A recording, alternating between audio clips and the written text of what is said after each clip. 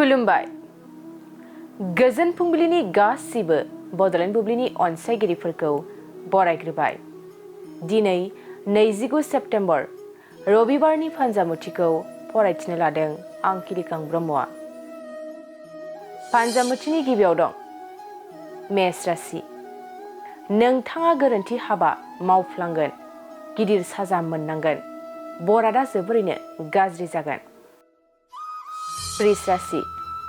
नोंथांनि अहंकारनि जाहोनाव रांखावरि जोबस्रांलांगोन, नखराव सान्थि गैयै जागोन। मिथुन राशि।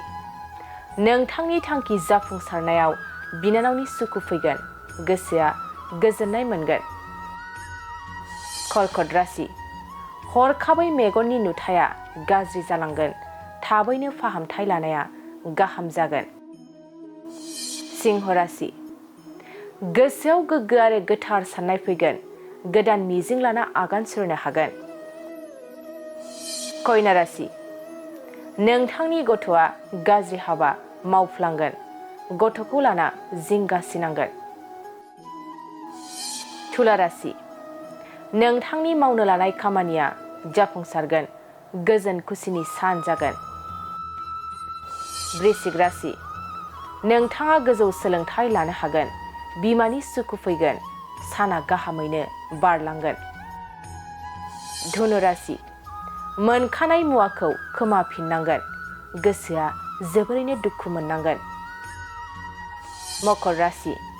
गोजान लामा दावबायनो खाबु मोनगोन, रंजा खुसिनो साना बारलांगोन। कुम्भ राशि। न'नि माबा मोनसे मावनांगौ हाबानि थाखाय थांलाय फैलाय खालामबाय थानांगोन, देहाखौ जोबोरैनो खस्थ' मोनगोन। मीन राशि। देहायाव जानाय बेमार आजारफ्रा जोबस्रांलांगोन, सावस्रिखौ जोबोरैनो मोजां मोनगोन। दिनै सानसेनि राशि फरायथिनायाबो एसेनोसै। आसा खालामो नोंथांनि दिनैनि साना मोजाङै मोजां थांगोन, बेखौ बड'लेण्ड बुब्लि नखरनिफ्राय मिजिंथिबाय। गोजोन्थों। गोजोनथाव खौरां। टिभिएसनि गारि लानो गोसो गुदुं जानाय सुबुंफोरनि थाखाय मोनसे गोजोनथाव खौरां। चिरां जिल्ला बिजनीनि बागुरुम्बा टिभिएस गारि श'रुमा नोंथांमोननि थाखाय दुर्गा फुजानि धामाका अफार लानानै फैदों। बाइक आरो स्कुटि गारि सालायनो मोजां मोनग्रा रायजो राजाफोरनि थाखाय बागुरुम्बा टिभिएस गारि श'रुमा धामाका अफार होना नोंथांमोननि गेजेराव मोनसे मोजां खाबु होगासिनो दं। बिजनी स्टेट बेंकनि साखाथिनि CRPF केम्पनि उल्था सोनाब फारसे थानाय बागुरुम्बा टिभिएस श'रुमाव डाउन पेमेन्ट होनानै नोंथाङा टिभिएसनि गारि लानो हागोन। नोंथांमोना बागुरुम्बा टिभिएस श'रुमाव फैनानै नोंथांनि लुबैनाय बायदि टिभिएसनि गारिखौ लांफैनो हागोन।